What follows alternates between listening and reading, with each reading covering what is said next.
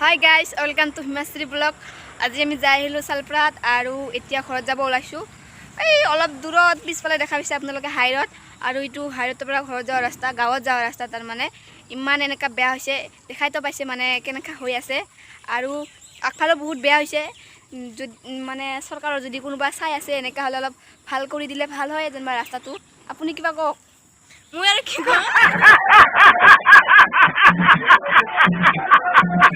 গাঁৱত যা ৰাস্তা বহুত বেয়া হৈছে, মানে স্কুল ছাত্ৰবিলাক আহিব নোৱাৰি যাব নোৱাৰি, স্লিপ কাটি পৰি যায়, এনেকুৱা ৰাস্তাটো বেয়া হৈছে। মানে কি ক'ম আৰু,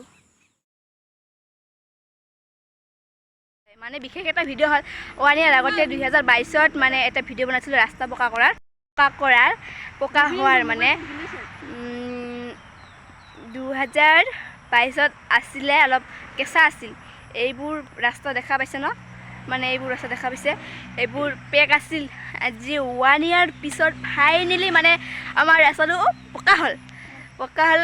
মই তেতিয়া সেইটো ভিডিঅ'ত কৈছিলোঁ মানে যে ভিডিঅ'ৰ কোনোবা চৰকাৰৰ কোনোবা চাই থাকিলে যাতে ভিডিঅ'টো চাই থাকিলে কোনোবা যাতে পকা কৰি দিয়ে ৰাস্তাটো। আৰু বেছি দূৰ নহয়, চাইছে চাগে কোনোবাই, আৰু 100 মিটাৰহে পকা কৰি দিলে।